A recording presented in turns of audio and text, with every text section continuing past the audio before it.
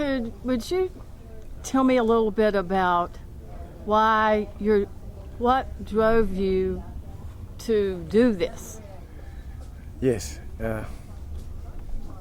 my love for my people in Cuba and for my people in the United States.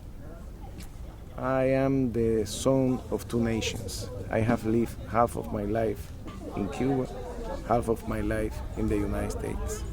I feel that I'm a child of my mother Cuba and my father the United States. But from the time that I was born, there have been this attack on the Cuban people, affecting and punishing families. This embargo that started by trying to get rid of the Cuban government, but end up punishing people. And I have families, I have neighbors in Cuba who really are in dear need of the lifting of the embargo, especially during a pandemic. I also have friends here. I have neighbors who will get a lot of benefit by the lifting of the embargo. Right now there are medications like the lung cancer vaccine that is produced in Cuba, and due to the embargo, my American brothers and sisters cannot access to that. And there are a lot of medications, a lot of products that, due to the embargo, my brothers and sisters in the island cannot access to that. I'm not always thought in this way. In 1991, when I came to the United States for like 3 years, I was a hater. I was for the embargo.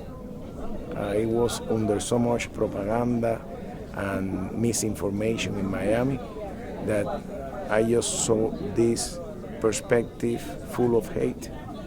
Remember one day when my father visited me from Cuba, and I told him that I was for the embargo, and yes, they deserve it. I feel shame for saying that now.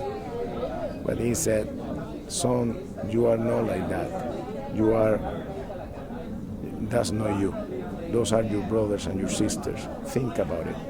And that was a little grain of hope, the beginning of a change to a more open mind and to see what is really important in life. We have just one life, and we cannot dedicate one life just to hate, to punish people, to go for a political vendetta. In 2003, I was sent to Iraq. I was a soldier, a combat medic, and I saw the war. I was in the Battle of Fallujah, and what I saw there is something that I never want for my country, for the country where I was born. And that experience changed me in a profound way. As soon as I came over here, I ended up testifying in the U.S. Senate for the lifting of the sanctions that at the time the Bush administration imposed on the Cuban people. And I was quiet for a while when Obama started changing things, and I'm very thankful to him, even when he didn't lift the embargo, but at least he started moving in the right direction. But then I was already a teacher, and then Trump came to power, and he started undoing everything that Obama had done. I used to take my students to Cuba.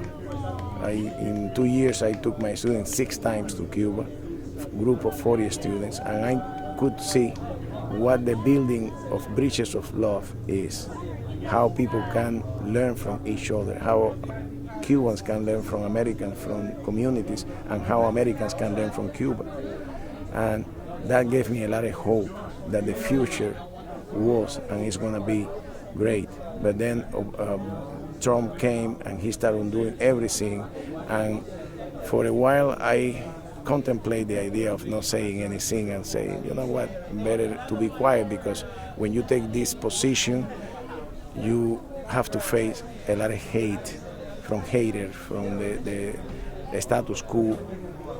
But I couldn't do it because my American students, because my neighbors in Cuba, because the children of my neighbors in Cuba. And I decided to start raising my voice and talking about this issue and talking to the people. And I found that the Biden administration, the Biden candidate promised he would change this situation and he will restore the Obama policies. And that gave me hope, and we fully support the Biden campaign. A lot of Cuban Americans want the lifting of the embargo, want the lifting of the sanctions to their families. And many are afraid to speak out because Miami, even when we live in a democracy, you cannot speak your mind about this issue over there. And now, hundreds of people are marching in Miami for the lifting of the embargo. And when the haters call in the media to counter caravans, to counter our message, and they spend money and time in TV or in the radio talking about going there and challenging us, and we don't have a way to promote our caravans. And then when you go a Sunday to a caravan, you see that the haters are 20, 30, and the lovers are hundreds, 200, 300. And, you know, I see that our communities are changing.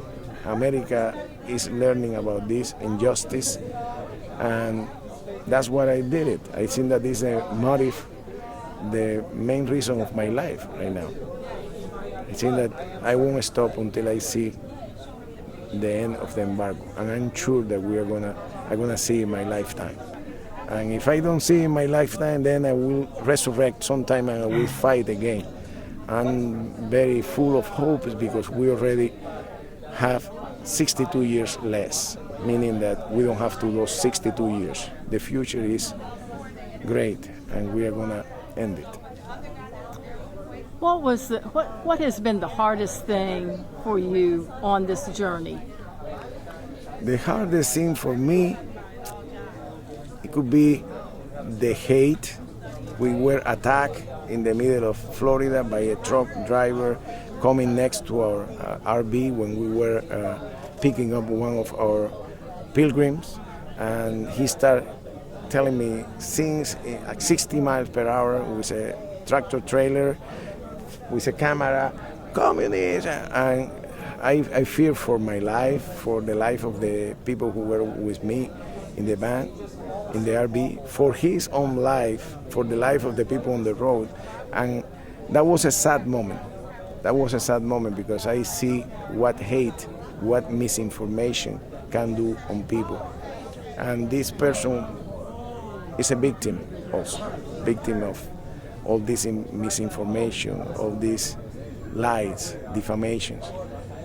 And that was a moment. But later on, many friends from the United States, from Cuba, from around the world start sending message of love and support, and the sad moment became really a great moment of love and peace. And I think that there was no sad moment, just that one that became a great moment, you know. Always you can make with your life something good, and you can make lemonade with lemons, right? You can learn from every experience, and every experience is important. So you would do this again? Yes. Last year, I did it with my sons and my nephews. We went from Seattle to Miami in a pedaling, biking for 3,000 miles. And this year, we are doing this again. And next year, if we will have to go around the world to tell the world that it's time to lift the sanctions that wait on our families. If I have to go to Mars, planet, wherever we have to go, we'll do it. We started this movement a year ago with 5 people going from Seattle to Washington. Today, more than 2 dozen of cities in the United States join in caravan for Bridges of Love last Sunday of every month. Cities in Canada, cities in Mexico, more than 70 cities around the world in the 5 continents. Yes, we are winning. We are going to win this. Yeah. Thank you. Thank you.